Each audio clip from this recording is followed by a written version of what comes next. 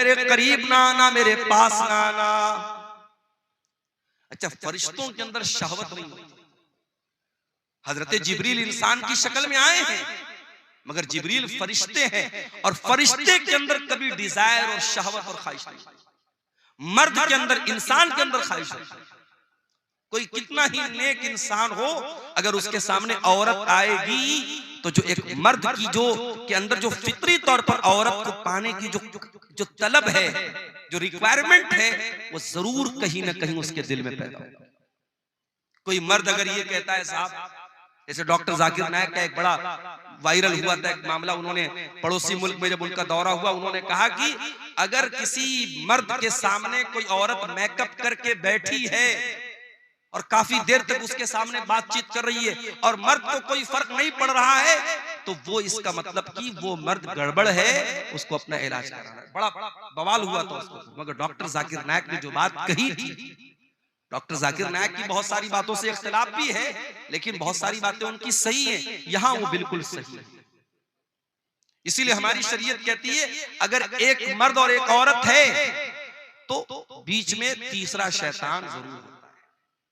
अगर एक गैर मर्द, एक औरत गैर मर्द से अकेले में मिलेगी, मौलाना साहब मसला पूछने जा रही हूं, मौलाना साहब की हाल चाल लेने जा रही हूं, आलिम साहब है, ये तो बड़े नेक है, तकरीर करते हैं, बड़े दीनदार हैं, अगर एक औरत एक मर्द तन्हाई में मिलेंगे, चाहे वो मर्द उस दौर का सबसे बड़ा परहेजगार इंसान हो और वो औरत उस दौर की अल्लाह की वलिया हो, नेक औरत हो, अगर एक मर्द और एक औरत तन्हाई में मिलेंगे, अल्लाह के नबी फरमाते इल्ला वसालिसुहुम शैतान, तीसरा वहां शैतान जरूर। इसीलिए इस्लाम में कोई एजुकेशन नहीं है। मेरे क्लास में लड़का भी पढ़ रहा है, लड़की भी पढ़ रही है, जवान लड़का जवान लड़की, पढ़ाई कम होगी, वहां पे बदकारी और ज़नाकारी ज्यादा होगी। आज आप जाके देखें, अभी आज की न्यूज आपको बता रहा हूं, क्रिसमस का त्योहार मना करके एक औरत लड़की आ रही थी चेन्नई के अंदर, एक कॉलेज के अंदर, उसी कॉलेज में बिरयानी बेचने वाला एक नौजवान उस लड़की के साथ रेप करता है और उसको जख्मी भी करता है। बाद में जब मामला सामने आया, पुलिस केस बना, बड़ा बवाल हुआ, अब शायद उसको अरेस्ट कर लिया गया। मेरे प्यारे साथियों, इंसान के अंदर शहवत का जो शैतान है वो कब बेदार हो जाए हम नहीं कह सकते। इसीलिए अल्लाह तबारक व तआला ने मर्द और औरत जब जवान हो जाएं, उनको निकाह का हुक्म दिया है, ताकि उनकी शहवत का सही इस्तेमाल हो, गलत दिशा में वो कदम न उठाएं, गलत रुख पर वो न जाए। हजरत मरियम ने जब ये कहा कि मैं रहमान की पनाह चाहती हूं, अब हजरत जिब्रील ने क्या जवाब दिया? काला इन्नमा अना रसूल रब्बिकी लिअहब लकी गुलामन ज़किया।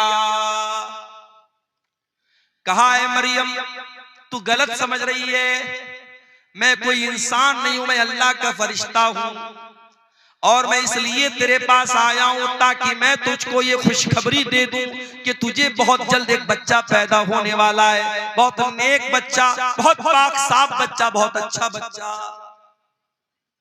अच्छा, आपने गौर किया होगा, जब बच्चा पैदा होता है तो रोता है, और मेडिकल साइंस के हिसाब से बच्चे को रोना जरूरी भी है। बच्चा नहीं रोता है तो प्रॉब्लम हो जाती है। बास बच्चे नहीं रोते हैं तो बाद में बड़ी बीमारियां पैदा हो जाती है। बास बच्चे तो बोल ही नहीं पाते अगर पैदाइश के समय वो नहीं रोते। मगर अल्लाह के नबी फरमाते, जब बच्चा पैदा होता है तो शैतान उसे कचोका मारता है, चोट पहुंचाता है, शैतान उसे मारता है और वो बच्चा रोता है। और शैतान दुनिया के हर बच्चे को मारता है, मगर एक बच्चा ऐसा था जिसको शैतान मार नहीं सका, और वो बच्चा कौन था? वो मरियम का बच्चा, उसका नाम ईसा बिन मरियम था। हजरत जिब्रील ने कहा कि ऐ मरियम, ऐसा बच्चा पैदा होने वाला है तुझे, गुलामन ज़किया, जो बहुत नेक बच्चा हो। क़ालत अन्ना यकूनु ली गुलाम वलम यमससनी बशरुन वलम अकु बगिया। मरियम कहने लगी, मुझे बच्चा कहां से होगा, मैं तो कुंवारी हूं, मैं तो वर्जिन हूं, मेरी शादी नहीं हुई है, आज तक किसी इंसान ने मुझे टच नहीं किया है, और ना मैं ज़िनाकार औरत हूं, मैं बदकार औरत हूं, ये बच्चा कैसे मुझे पैदा होगा? क़ाल कज़ालिक, हज़रत जिब्रील ने कहा कि अल्लाह का हुक्म है और तुम्हें बच्चा पैदा होगा। क़ाल रब्बुकी हुवा अलैया हय्यिन, आपका परवरदिगार ये कह रहा है कि ये मेरे लिए आसान है। वलिनजअलहु आयतन लिन्नास, और अल्लाह ताला आपके बच्चे को बगैर बाप के पैदा करेगा ताकि वो बच्चा दुनिया के लिए एक निशानी बन जाए। वकाना अम्रम मक़दिया, और ये अल्लाह का हुक्म है जो पूरा होकर के रहेगा। अब मरियम प्रेग्नेंट हो गई। अब ये वजाहत कुरान में नहीं है कि ये प्रेगनेंसी पूरे 9 महीना रही या चंद दिन रही। फहमलतहु, मरियम के पेट में ईसा अलैहिस्सलाम वजूद में आ गए। मरियम के पेट में ईसा अलैहिस्सलाम वजूद में आ गए। मरियम को हमल ठहर गया। फंतबज़त बिही मकानन क़सिया, और जब मरियम ने ये देखा कि पेट ज्यादा फूल गया है और अब लोग सवाल उठाएंगे, मरियम वहां से बहुत दूर निकल गई, आबादी से दूर चली गई, मस्जिद अक्सा से दूर चली गई ताकि लोगों के सवालों का जवाब ना देना पड़े। फहमलतहु फंतबज़त बिही मकानन क़सिया, मरियम के पेट में ईसा अलैहिस्सलाम आ गए और मरियम अपने अपने हमल के साथ, अपने पेट के बच्चे के साथ मस्जिद अक्सा से दूर चली गई। फ़अजाअहल मखाज़ु इला जिज़इन नख़ला, और जब बच्चे की पैदाइश का टाइम आया, जब दर्दे ज़े का टाइम आया, जब लेबर पेन का टाइम आया, जब बच्चे की पैदाइश का टाइम आया, हजरत मरियम मजबूर हो गई, तड़पने लगी और एक खजूर के पेड़ के पास जाके वहां पहुंच गई। दर्दे ज़े ने उनको मजबूर किया, एक पेड़ के पास पहुंच गई। बच्चे की पैदाइश का टाइम है, मरियम कुंवारी है, उनको ये तो पता है कि ये बच्चा अल्लाह ताला की तरफ से बगैर बाप के पैदा हो रहा है, अल्लाह की कुदरत की एक निशानी है। मगर मरियम को इस बात की फिक्र है, कल जब ये बच्चा जन्म लेगा मैं दुनिया को क्या बताऊंगी, मैं दुनिया को क्या मुंह दिखाऊंगी। एक पाक दामन औरत, एक नेक औरत, एक दीनदार औरत अपने चेहरे की खूबसूरती से ज्यादा, अपने बदन की ज्वेलरी से ज्यादा, अपने कपड़ों से ज्यादा अपने कैरेक्टर की, अपने किरदार की फिक्र करती है। मेरे भाइयों, मेरी प्यारी माँ, मरियम को चिंता है मेरे कैरेक्टर पर लोग सवाल उठाएंगे, मैं क्या बोलूंगी। क़ालत या लैतनी मित्तु क़ब्ल हाज़ा, मरियम कहने लगी कि काश आज के पहले मैं मर गई होती। व कुन्तु नसियम मनसिया, कोई मेरा नाम तक न जानता, मैं भूली बसरी कहानी बन गई होती, लोग मेरा नाम तक न जानते। ये कौन सी मुसीबत मेरे सर पे आ गई। ऐ मरियम, ये मैं तू क्या जवाब देगी लोगों को। ऐ काश है मरियम तुम मर गई होती। मरियम अपने आप से कह रही तुम मर गई। अल्लाह, इस जुमले में मरियम के कर्ब को महसूस कीजिए, मरियम के दिल की पीड़ा को महसूस कीजिए, मरियम के दिल के अंदर जो अपने किरदार की जो फिक्र है, जो चिंता है, उसको महसूस कीजिए। मरियम कहती है काश मैं मर गई होती, मुझे कोई मेरा नाम तक न जानता, कोई मेरा जिक्र तक न करता। फनादाहा मिन तहतिहा अल्ला तहज़नी क़द जअल रब्बुकी तहतकी सरिया। अब मरियम को बच्चा पैदा हो रहा है। दुनिया में औरतों को बच्चा पैदा होता है तो कोई ना कोई डॉक्टर होता है, दाई होती है, कोई डिलीवरी कराने वाला होता है। ये दुनिया का ऐसा बच्चा कोई डिलीवरी कराने वाला नहीं। फरिश्ता कहता है, फरिश्ते की आवाज आती है, ऐ मरियम तू डर मत, तू घबरा मत। कद जअला रब्बुकी तहतकी सरिया, जरा देख अल्लाह ताला ने तेरे नीचे नहर का इंतजाम कर दिया है, तुझे पानी की कमी ना हो, तू डिहाइड्रेशन का शिकार ना हो। ऐ मरियम, बच्चे की पैदाइश के बाद तुझे पानी चाहिए, कौन तुझे पानी ला के देगा। ऐ मरियम देख अल्लाह ताला ने तेरे लिए पानी का इंतजाम कर दिया, तेरे नीचे से नहर जारी हो गई है। वहुज़्ज़ी इलैकि बिजिज़्इन नख़ला, और ऐ मरियम जरा इस खजूर के पेड़ को तू हिला के तो देख। जब तू इसको हिलाएगी, वहुज़्ज़ी इलैकि बिजिज़्इन नख़लति तुसाक़ित अलैकि रुतबन जनिया, तो तेरे ऊपर पकी हुई खजूरें गिरेंगी। ये पकी हुई खजूर तू खा लेना। बाज़ उलमा कहते हैं कि डिलीवरी के टाइम औरतों को आयरन की बड़ी कमी होती है, इसीलिए जब औरतें जब प्रेग्नेंट होती हैं तो डॉक्टर लोग उनको आयरन की टेबलेट खिलाते हैं, और खजूर के अंदर आयरन बहुत होता है। तो मरियम को अल्लाह ताला ने खजूर खिलवाई। खजूर और पानी बहुत जरूरी है एक ऐसी औरत के लिए जिसको डिलीवरी हुई। एक बात तो ये पता चली। दूसरी बात ये पता चली कि पकी हुई खजूर तेरे ऊपर गिरेगी। खजूर कब पकती है भाई? खजूर दिसंबर में नहीं पकती है, खजूर जून में पकती है। बाज़ उलमा ने इस आयत से ये इस्तिदलाल किया है कि ईसा अलैहिस्सलाम कभी 25 दिसंबर को पैदा हो ही नहीं सकते। ये फर्जी तारीख है, गलत तारीख है। ईसा अलैहिस्सलाम जब भी पैदा हुए होंगे मई और जून के महीने में पैदा हुए होंगे, जो फलस्तीन के इलाके में मुल्क शाम में गर्मी का मौसम होता है, दिसंबर तो हर जगह सर्दी का मौसम। खजूर, पकी हुई खजूर तेरे ऊपर गिरेगी। अच्छा, एक सबक और मिल रहा है। मरियम को बच्चा हुआ है। औरत दुनिया की सबसे कमजोर अवस्था में कब होती है? जब बच्चा पैदा होता है। उस कमजोर अवस्था में भी अल्लाह ताला मरियम को हुक्म क्या दे रहा है कि ऐ मरियम, ये पेड़ तू हिलाएगी तब तुझे खजूर मिलेगी। अल्लाह ताला के लिए क्या नामुमकिन बात थी मेरे भाई। अल्लाह फरिश्ते को हुक्म दे देता और एक प्लेट में खजूर सजा के मरियम को लाके दे दी जाती, मगर नहीं, अल्लाह ने एक सबक ये भी दिया, जब हरकत करोगे तब बरकत आए। हरकत से बरकत आए। मुसलमान समझता है बैठ के हम दुआएं करेंगे और हमारी मस्जिदें सब सुरक्षित हो जाएंगी, हम दुआएं करेंगे और हम पर जुल्म करने वाले सब जो है बर्बाद हो जाएंगे। नहीं मेरे भाई, आपको हरकत भी करना पड़ेगा, आपको एक्टिव भी होना पड़ेगा। आप सदियों से जो जिंदगी जीते चले आए हैं वही जिंदगी आप जी रहे हैं। 50 साल पहले भी सीमांचल का इलाका पिछड़ा हुआ था, आज भी आप पिछड़े हुए हैं। 50 सालों में जैन कम्युनिटी कहां से कहां पहुंच गई, सिख कम्युनिटी कहां से कहां पहुंच गई, इसी देश के बड़े छोटे छोटे तबके कहां से कहां पहुंच गए। आपका सीमांचल क्यों पीछे है? मेरे भाइयों, कोई और दोषी नहीं है, दोषी हम और आप। हम और आप जब तक अपने आप को ऊपर उठाने की कोशिश नहीं करेंगे, हरकत नहीं करेंगे, बरकत नहीं आएगी। मरियम ने पेड़ को हिलाया है तब ऊपर से खजूर गिरी।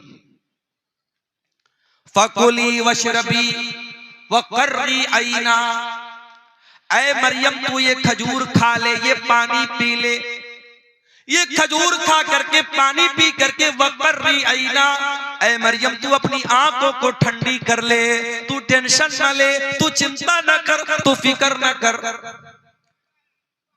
फकुली वशरबी वकर्री आईना फइम्मा तरयिन्ना मिनल बशरि अहदन फकुली इन्नी नज़रतु लिर्रहमानि सौमन फलन उकल्लिमल यौम इंसिया। और ऐ मरियम, कोई इंसान अगर नजर आ जाए और कोई पूछने लगे ये बच्चा किसका है, ये बच्चा कहां से आया, तो ऐ मरियम तू बात मत कर, तो इशारे से कह देना कि मैंने 3 दिन का रोजा रखा है। उस जमाने में जब लोग रोजा रखते थे तो बात नहीं करते थे, रोजे में कलाम भी मना था। अल्लाह का फजलो करम है, हम लोग रोजा रखते हैं तो हम लोग को तो बातचीत करने की आजादी है। उस जमाने में एक रोजा ऐसा होता था जिसमें बातचीत भी लोग नहीं करते थे।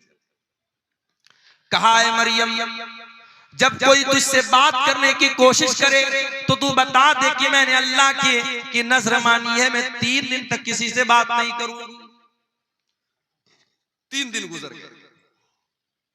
फअतत बिही कौमहा तहमिलु, मरियम अपने बच्चे को गोद में लेकर के आई। मरियम अपने बच्चे को गोद में लेकर अपनी कौम के पास आई। कौम के लोगों ने कुंवारी मरियम की गोद में बच्चा देखा। सारी कौम जानती है मरियम कुंवारी है, उनकी शादी नहीं हुई है। मरियम की गोद में बच्चा देखकर कालू लक़द जीती शैअन फरिया, कहा है मरियम ये बहुत बड़ा तू गुनाह करके आई है, बहुत बड़ा पाप करके आई है। या उख्ता हारून, ऐ हारून की बहन, माँ कान अबू की इम्रा सौई व माँ कान तुम की बगिया। ऐ हारून की बहन, न तो तेरा बाप बुरा आदमी था, न तेरी माँ बदचलन थी, तूने ये गंदा काम कैसे कर दिया। अच्छा, ये मरियम के कोई भाई थे जिनका नाम हारून था। ये वो वाले हारून नहीं, मूसा अलैहिस्सलाम के बड़े भाई हारून, वो मुराद नहीं, कोई और हारून है जो उनके भाई थे, मरियम के भाई थे। अच्छा, एक बात और पता चली, लोगों ने 3 रिश्तों का नाम लिया। ऐ हारून की बहन, इसका मतलब हारून कोई बहुत नेक आदमी था जो मरियम का भाई था। ऐ हारून की बहन, तेरा भाई इतना नेक इंसान, तेरा बाप इतना नेक इंसान, तेरी माँ इतनी अच्छे किरदार और कैरेक्टर की, तू कैसे पापी निकल गई। पता ये चला कि ये त्रिकोण है। अगर किसी लड़की का भाई ठीक ठाक है, लड़की का बाप ठीक ठाक है और लड़की की माँ ठीक ठाक है, तो लड़की के बिगड़ने के चांसेस बहुत कम है।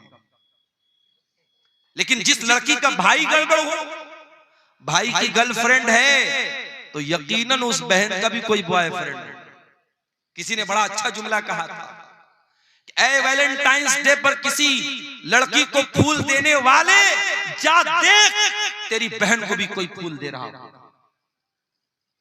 और इसीलिए अल्लाह कुरान में जब जिना का जिक्र करता है, अल्लाह कहता है वला तक़रबुज़ ज़िना इन्नहु काना फाहिशतन व साअ सबीला। ऐ मेरे बंदो, तुम जिना के करीब भी न जाना, ये बड़ा गंदा काम है, बहुत ही बुरा रास्ता है। अल्लाह ने जिना को रास्ता कहा। रास्ता क्यों कहा है भाई?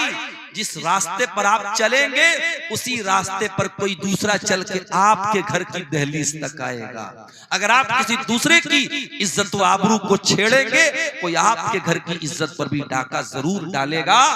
ये इसको हम मुतलक तौर पे इसको अल्लाह का कानून तो नहीं कह सकते, मगर दुनिया का तजर्बा और मुशाहदा यही होता है।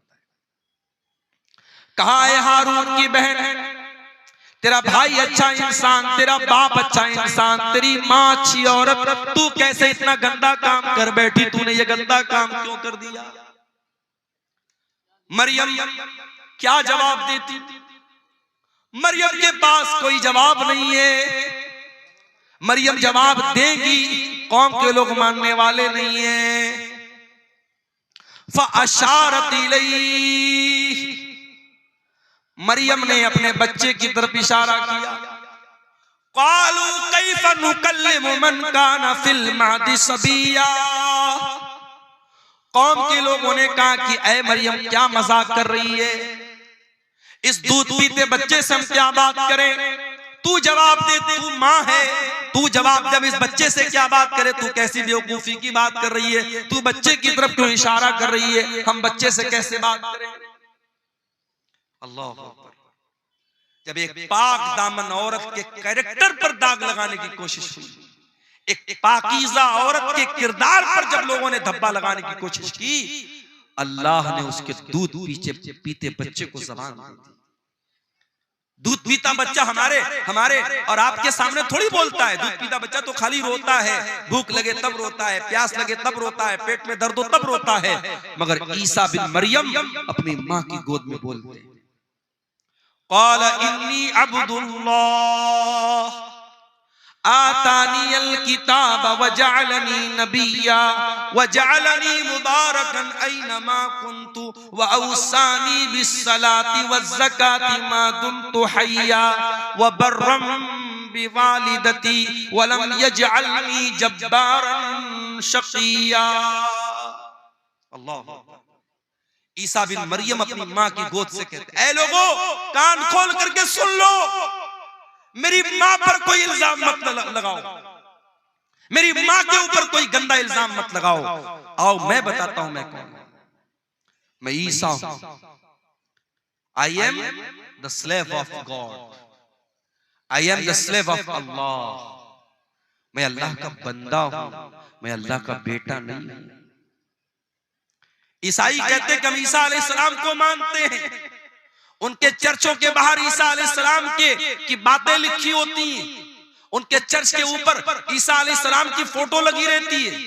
वो क्रिसमस पर ईसा अलैहिस्सलाम की मूर्ति बना के दुनिया को दिखाते ईसा कैसे पैदा हुए। मगर ईसाइयों से जाके जरा पूछो कि ऐ ईसाइयों, तुमसे बड़ा बदनसीब कौन होगा कि जिस पैगंबर से तुम मोहब्बत का दावा करते हो, उस पैगंबर ने दुनिया में जन्म लेने के बाद सबसे पहली बात जो उस नबी की जबान से निकली है तुम उसी पर ईमान नहीं रखते हो। वो नबी कह रहा है मैं अल्लाह का बंदा हूं और तुम कहते हो ईसा अल्लाह के बेटे थे। कितना फर्क है तुम्हारे अकीदे में और ईसा अलैहिस्सलाम की तालीमात में। ईसा अलैहिस्सलाम दुनिया में जन्म लेने के बाद पहली बात ये कह रहे हैं, इन्नी अब्दुल्लाह, मैं अल्लाह का बंदा हूं और ऐ लोगों, अल्लाह ने मुझे किताब दी है।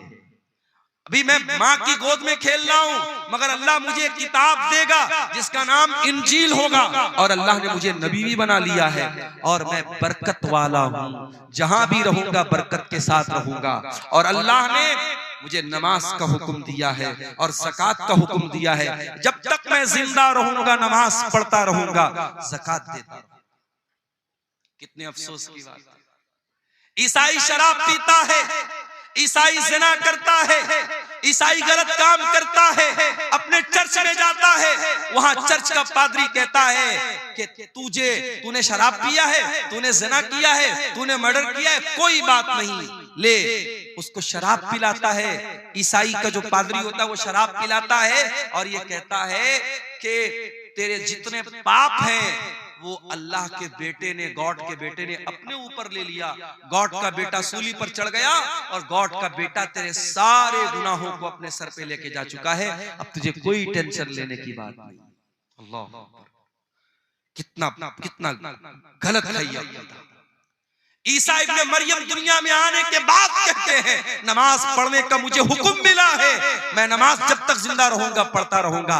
पता ये चला इस्लाम में कोई शॉर्टकट नहीं है कि तुम्हारी नमाज कोई और पढ़ लेगा, तुम्हारी मग़फ़िरत कोई और करवा देगा। नहीं, तुमको नमाज पढ़नी पड़ेगी, तुमको रोजा रखना पड़ेगा, तुमको ज़कात देनी पड़ेगी। ईसा इब्ने मरियम कहते जब तक मैं जिंदा रहूंगा अल्लाह ने मुझे हुक्म दिया है कि मैं नमाज पढ़ता रहूं, मैं ज़कात अदा करूं। वबर्रम बिवालिदती, और अल्लाह ताला ने मुझे अपनी माँ के साथ अच्छा सलूक करने का हुक्म दिया है। वलम यजअलनी जब्बारन शक़िया, और अल्लाह ताला ने मुझे सरकश नहीं बनाया, मुझे बदबख्त नहीं बनाया, मुझे बदनसीब नहीं बनाया, अल्लाह ने मुझे अच्छे नसीब वाला बनाया है। इतनी बात कहने के बाद ईसा इब्ने मरियम कहते हैं वस्सलामु अलैया यौम वुलिदतु व यौम अमूतु व यौम उबअसु हय्या, मेरे ऊपर उस दिन भी सलाम जिस दिन मैं पैदा हुआ, उस दिन भी सलाम जिस दिन मैं मरूंगा, और उस दिन भी सलाम जिस दिन मैं जिंदा उठाया जाऊंगा। हमारा अकीदा ये है। ईसा अलैहिस्सलाम सूली पर नहीं चढ़ाए गए, कान खोल करके सुन लो मेरे भाइयों, ये अकीदा समझ लो। ईसा इब्ने मरियम के बारे में जब कहीं किसी से बात करना हो, आपको ईसा अलैहिस्सलाम के बारे में सही इंफॉर्मेशन होनी चाहिए। ईसा अलैहिस्सलाम सूली पर नहीं चढ़ाए गए, उनको सूली पर चढ़ाने की कोशिश जरूर हुई, मगर अल्लाह ताला ने उनको सुरक्षित आसमान पर उठा लिया। वो अपने शरीर के साथ, अपने जिस्म के साथ और अपनी रूह के साथ आसमान पर उठा लिए गए। उनकी जगह उनके एक हमशक्ल को यहूदियों ने सूली पर चढ़ा दिया। वमा क़तलूहु वमा सलबूहु, न तो ईसा को कत्ल किया उन्होंने, न ईसा को सूली पर चढ़ाया। वलाकिन शुब्बिया लहुम, बल्कि ईसा अलैहिस्सलाम का एक हमशक्ल उनके सामने पेश किया गया और उसको उन्होंने सूली पर चढ़ाया। अब हमारा ये अकीदा है कयामत के पहले ईसा अलैहिस्सलाम दुनिया में आएंगे और दज्जाल को कत्ल करेंगे, और इसी तरीके से दुनिया में जितने सूअर हैं सूअरों का खात्मा करेंगे। और ईसा अलैहिस्सलाम जब आएंगे और वो जिहाद करेंगे तो वो अहले किताब से भी जिहाद करेंगे, यहूद और नसारा से भी जिहाद करेंगे। और जब ईसा अलैहिस्सलाम यहूद और नसारा से जिहाद करेंगे तो उनको जिजिया का ऑप्शन नहीं देंगे, वो डायरेक्ट दो ऑप्शन देंगे, या तो इस्लाम कबूल करो या फिर मुझसे जंग करो। तो उनके जमाने में जिजिया का ऑप्शन खत्म हो जाएगा। और इसी तरीके से ईसा इब्ने मरियम दुनिया में आएंगे और कई साल तक रहेंगे, उनके दौर में अमन और चैन और सुकून रहेगा, और फिर वो नेचुरल अपनी मौत से हमकनार होंगे, उनको मौत आएगी और फिर वो अल्लाह ताला को प्यारे होंगे, अल्लाह के पास जाएंगे। ये हमारा है। इसीलिए अल्लाह जब इस वाक़े को बयान करता है, अल्लाह कहता है ज़ालिका ईसा इब्नु मरियम क़ौलुल हक़्क़िल्लज़ी फ़ीही यम्तरून। ये ईसा इब्न मरियम है, ये अल्लाह के सच्चे कौल हैं, अल्लाह की सच्ची बात इनके बारे में है, जिनके बारे में लोग शक और शुबहा कर रहे हैं। तो हजरत ईसा अलैहिस्सलाम के बारे में ये मोटी मोटी बात मैंने सोचा कि आपके सामने रख दूं, ताकि ईसा अलैहिस्सलाम के बारे में एक सही विचारधारा, एक सही नजरिया आपके दिलो दिमाग में पैदा हो जाए। अल्लाह ताला हम सबको हजरत ईसा अलैहिस्सलाम, अच्छा ये भी याद रखिए, ईसा अलैहिस्सलाम के बारे में दुनिया में 3 गिरोह पाए जाते हैं। एक ईसाइयों का गिरोह है जो ईसा अलैहिस्सलाम को अल्लाह का बेटा करार देता है, अल्लाह के बराबर करार देता है, वो भी गुमराह है। और एक यहूदियों का तबका है जो ईसा अलैहिस्सलाम को बुरा भला कहता है, उनको हराम की औलाद कहता है, उनको नऊजुबिल्लाह ज़िना की औलाद कहता है। यहूदी भी हजरत ईसा से दुश्मनी में गुमराह हुए, ईसाई उनसे मोहब्बत में गुमराह हुए, यहूदी उनसे दुश्मनी में गुमराह हुए। और एक तबका ऐसा है जो ईसा अलैहिस्सलाम पर ईमान भी रखता है, उनको के बारे में यह अकीदा रखता है वो अल्लाह के नबी थे, वो अल्लाह के पैगंबर थे, बगैर बाप के पैदा हुए थे, और अल्लाह ताला ने उनके हाथ में बहुत सारे मोजज़ात दिखाए थे। और इस तबके को मुसलमान कहते हैं। हम और आप ईसा इब्न मरियम के ऊपर ईमान रखते हैं। मेरे अजीजों, इस तमहीदी गुफ्तगू के बाद मैंने जो नज़्म पढ़ी थी तकरीर के बाद, आपने गौर किया होगा उस नज़्म में मैंने नौजवानों को खिताब किया था। आज हमारे कौम में अगर कोई तबका ऐसा है जो सबसे ज्यादा जिस पर काम करने की जरूरत है, तो वो तबका नौजवानों का तबका है।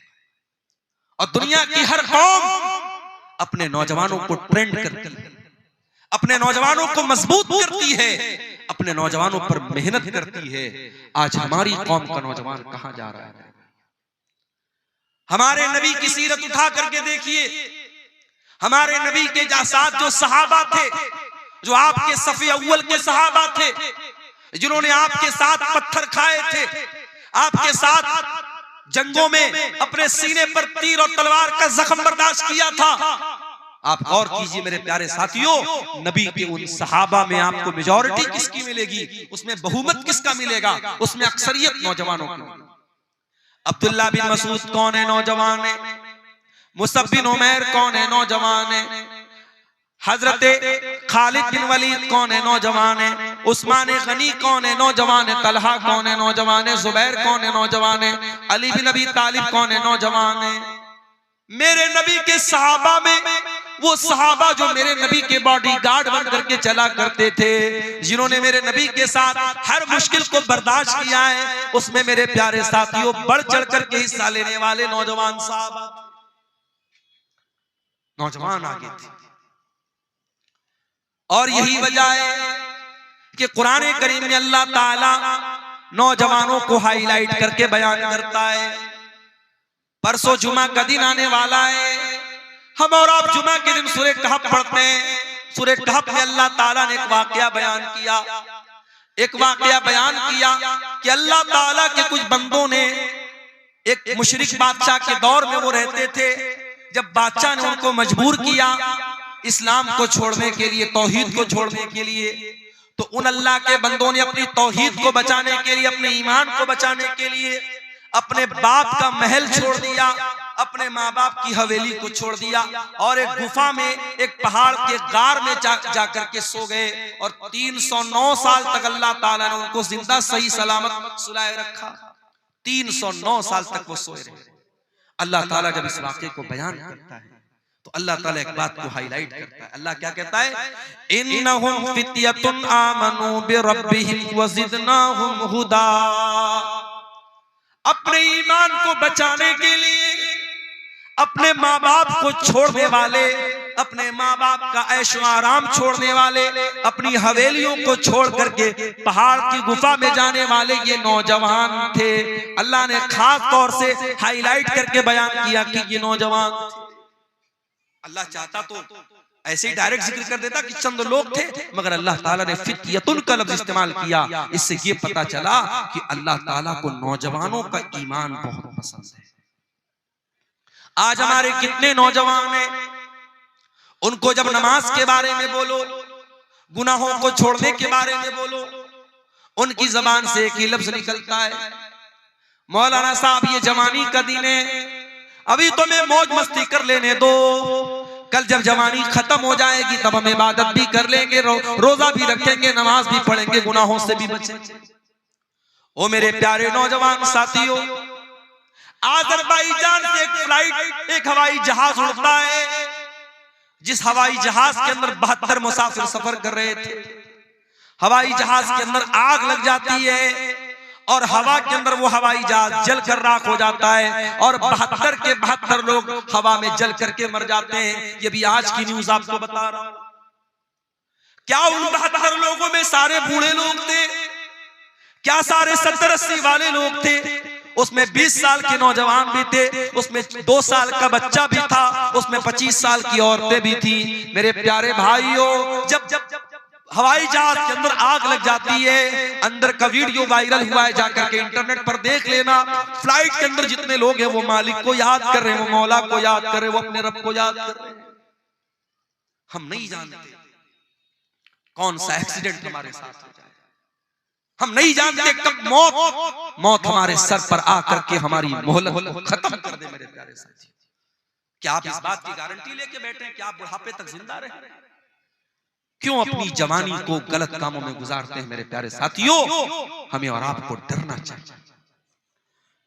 याद रखो मेरे प्यारे साथियों, जवानी में जितने जज्बे के साथ आप नमाज पढ़ लेंगे, जवानी में जितनी ताकत के साथ आप हज उम्रा कर लेंगे, जवानी में जितने जोश के साथ आप अल्लाह की राह में पैसा खर्च कर देंगे, अल्लाह के दीन के लिए आप मेहनत कर लेंगे, कल बुढ़ापे में आप नहीं कर पाए। मैंने वहां मक्के में देखा, सफा मरवा के दरमियान सही कर रहे थे हम लोग, कितने बूढ़े लोगों को मैंने देखा, बूढ़ी औरतों को देखा, बेचारी चलते चलते थक गई, हांफने लगी। कितने मर्दों को मैंने देखा व्हील चेयर पर वो खाने काबा का तवाफ कोई कुर्सी पर लेकर के करा रहा है, व्हील चेयर पे। वो इस लायक नहीं है कि वो खाने काबा के करीब जाकर के, अल्लाह के घर के पास जाकर के अपनी बॉडी पर, अपने शरीर पे चल के वो खाने काबा का तवाफ। जवानी होती है, लोग बोलते हैं हज कर लो, उम्रा कर लो, लोग नहीं करते हैं, लोग टाल देते हैं कि चलो बुढ़ापे में कर लेंगे, लड़की की शादी के बाद कर लेंगे, मकान बनवाने के बाद कर लेंगे। मेरे प्यारे साथियों, इस बात की क्या गारंटी है कि कल लड़की की शादी के बाद आप जिंदा रहोगे या लड़की की शादी तक आप जिंदा रहोगे? अभी परसों बनारस में मैं सफर पे निकल चुका था, एक जगह में सफर में गया हुआ था, बनारस में एक मैयत हो गई हमारे अपने मोहल्ले की, और एक इमाम साहब का इंतकाल हो गया। मेरे ख्याल से 50-60 साल उनकी उम्र थी, बिल्कुल हट्टे कट्टे सेहतमंद थे। फजर की नमाज पढ़ने गए और फजर की नमाज पढ़ करके जब वापस घर पे आए हैं, फालिज का हमला हुआ है, ब्रेन हेमरेज हुआ है और हॉस्पिटल ले जाते जाते उन्होंने दम तोड़ दिया। इस तरीके की अचानक मौतें यकीन कीजिए हर हफ्ते हमारे सामने आती हैं, हर महीने हमारे सामने आती है। लेकिन हम बड़े गाफिल लोग हैं। किसी मदरसे में, किसी स्कूल में इम्तिहान का टाइम करीब आता है, जो बच्चा साल में कभी पढ़ाई नहीं करता है, अगर उसको पास होना है, अगर उसको अगली क्लास में जाना है, तो वो नादान बच्चा भी सोचता है नहीं यार साल भर नहीं पढ़ा, चलो कोई बात नहीं, इम्तिहान आ गया, एग्जाम आ गया, अब तो थोड़ी पढ़ाई कर लूं। वो मेहनत करता है, पढ़ाई करता है, उसको मालूम है अगर अब मैंने मेहनत नहीं की तो मैं पास नहीं हो पाऊंगा। मेरे प्यारे साथियों, क्या हमारा और आपका इम्तिहान करीब नहीं है? क्या हम अपनी मौत से करीब नहीं है? हम नहीं जानते हमारा वो इम्तिहान कब शुरू हो जाएगा, मौत कब आ जाएगी, हम नहीं जानते। हम कितने नादान हैं, हमको मालूम है हमारा इम्तिहान कभी भी लिया जा सकता है और हम कोई तैयारी नहीं कर रहे हैं। इसीलिए अल्लाह कुरान में कहता है, इक़्तरबा लिन्नासि हिसाबुहुम व हुम फी गफलतिन मुरिदून। ओ लोगों, तुम्हारे हिसाब का टाइम करीब आ चुका है, फिर भी तुम गफलत की नींद सो रहे हो। याद रखो मेरे भाइयों, 70 साल की उम्र में आप नमाजी बन भी जाएंगे, लेकिन 20 साल की उम्र में जो सजदा आप करेंगे, अल्लाह ताला को ये सजदा जितना महबूब है, 70 साल वाला सजदा अल्लाह को उतना महबूब है। 70 साल में कोई सुधर गया, 60 साल में कोई नेक बन गया, हम उसका मजाक नहीं उड़ा रहे, हम उस पर तंज नहीं कर रहे। कोई 60 साल की उम्र में अगर नमाज पढ़ रहा है बहुत अच्छी बात है, लेकिन तौबा करने का, अल्लाह की तरफ पलटने का, अल्लाह के दीन की तरफ आने का बेहतरीन टाइम जवानी का टाइम है। मेरे प्यारे साथियों, अपनी जवानी में तौबा करो, अपनी जवानी में अल्लाह के प्यारे नबी फरमाते हैं, ला तज़ूलु क़दमा इब्ने आदम मिन इंद रब्बिही यौमल क़ियामा। क़यामत के दिन इंसान अपनी जगह से हिल नहीं पाएगा जब तक वो 5 सवालों का जवाब न दे दे। इन 5 सवालों का जवाब अब्दुल गफ्फार साहब को भी देना पड़ेगा, इन 5 सवालों का जवाब हुसैन सलफी साहब को भी देना पड़ेगा, हमारे नाज़िम इजलास साहब को भी देना पड़ेगा, उस्मान मुखिया साहब को भी देना पड़ेगा, पढ़े लिखे को भी देना पड़ेगा, अनपढ़ को भी देना पड़ेगा, दौलतमंद को भी देना पड़ेगा, गरीब को भी देना पड़ेगा, सीमांचल के लोगों को भी देना पड़ेगा, नॉर्थ इंडिया के लोगों को, साउथ इंडिया के लोगों को, सारे बंदों को, सारे इंसानों को देना पड़ेगा। ला तज़ूलु क़दमा इब्ने आदम, जो आदम का बेटा है, जो इंसान है, जो मर्द है, जो औरत है, हर इंसान को और मर्द औरत को इन 5 सवालों का जवाब देना है। अल्लाह, दुनिया का कौन सा एग्जामिनर है जो एग्जाम के पहले आपको पेपर आउट कर दे? पेपर आउट हो जाए तो एग्जाम कैंसिल हो जाता है। उस मालिक का करम देखो, उस रब्बुल आलमीन की रहमत देखो, उसने कयामत के दिन का पर्चा आउट कर दिया। जा मेरे बंदे, तू तैयारी कर, 5 सवाल का जवाब सबको देना, हिल नहीं सकते। पहला सवाल होगा अनुम्रिही फीमा अफना। ऐ इंसान, तूने अपनी जिंदगी को कहां गुजारा? जब तक तू बच्चा था, ना बालिग था, ना समझ था, तेरे गुनाह नहीं लिखे जाते थे, तेरी गलतियां नहीं लिखी जाती थी। जब तू 12-13 साल का हो गया, लड़की को पीरियड आने लगा, लड़के को दाढ़ी मूंछ के बाल आने लगे, ज़ेरे नाप बाल आने लगे, लड़का बालिग हो गया, लड़की बालिग हो गई। अब बालिग होने के बाद से लेकर के अपनी मौत तक, चाहे तू 50 साल तक जिंदा रहा, 60 साल तक जिंदा रहा, 70 साल तक जिंदा रहा, जितनी तुझको जिंदगी मिली मेरे बंदे, तूने बालिग होने के बाद से लेके अपने आखिरी दिन तक तूने क्या क्या किया? चल पूरी जिंदगी का हिसाब दे। अल्लाह, 50 साल में, 60 साल में बालिग होने के बाद से लेकर, बचपन का हिसाब नहीं लिया जाएगा। बचपन में जब इंसान ना समझे उसका अल्लाह के हिसाब नहीं होगा। उसके बाद से लेकर के मरने के दिन तक का हिसाब अल्लाह। अनुम्रिही फीमा, कहां गुजारा तूने जिंदगी, चल हिसाब दे। ये पहला सवाल होगा कयामत के दिन के पेपर। दूसरा सवाल वन शबाबिही फीमा अबला। ऐ मेरे बंदे, तू 70 साल दुनिया में रह के आया था, तेरे 40 साल के बाद की जिंदगी तो बड़ी अच्छी गुजरी। मस्जिद का मुतवल्ली भी बन गया, मदरसे का नाजिम भी बन गया, हाजी साहब भी बन गया, फजर की नमाज में लाठी लेके पहुंचने लगा, कोई गलत काम नहीं करता था, दिन रात अल्लाह अल्लाह करता था, बहुत अच्छी बात है। लेकिन ऐ मेरे बंदे, तू 20 साल से लेकर के 40 साल तक कैसा था? तेरी जवानी कहां गुजरी? तेरी जिंदगी का सबसे खतरनाक पीरियड कहां गुजरा? कहीं ऐसा तो नहीं तू शराब पिया करता था, कहीं ऐसा तो नहीं तू ज़िना किया करता था, कहीं ऐसा तो नहीं तू गंदी मूवीज देखा करता था, कहीं ऐसा तो नहीं तू नाजायज लड़कियों के साथ चैटिंग किया करता था, कहीं ऐसा तो नहीं तू होटलों में नाच गाना देखने जाता था। वअन शबाबिही फीमा अबला, मेरे बंदे तू अपनी जवानी का हिसाब दे, तूने कहां गुजारा उसको? गौर कीजिए मेरे भाई, सारी जिंदगी का हिसाब अलग होगा और जवानी का हिसाब अलग। तीसरा सवाल वन मालिही मिन ऐन इक्तसबहू, तूने माल कहां से कमाया? क्रिप्टो से कमाया, ड्रीम 11 से कमाया, मेटा ओजोन से कमाया, ऑनलाइन हराम एप्स के जरिए कमाया, सट्टा बाजार के जरिए कमाया, जुआ खेल करके कमाया, क्रिकेट पर सट्टा लगा करके कमाया, कैसे कमाया? ये बड़ा मसला हमारे नौजवानों का है। बेरोजगारी बढ़ रही है तो हमारा नौजवान ऑनलाइन जितने जुआ वाले और सट्टा वाले ऐप्स हैं, हमारा नौजवान बड़ी आसानी से उनके चंगुल में फंस जाता है। बेरोजगारी है, कोई काम नहीं है, नौजवान सोचते चलो यार अच्छा है, बैठे बिठाए पैसा आ जाए। मेहनत नहीं करना चाहता, कारोबार नहीं करना चाहता। मेरे भाइयों, आज मुसलमान अगर बिजनेस में पीछे है तो अपनी करतूत से पीछे। वल्लाह हमने गुजरात में देखा, मैं गुजरात में अहमदाबाद में गया, नडियाड में गया, सूरत में गया, मुसलमान अपने बच्चों को नौकरी नहीं करवाते। व्यापारी का बेटा व्यापारी, मारवाड़ी का बेटा मारवाड़ी, मुसलमान वहां अपने बच्चे को व्यापारी बनाता है।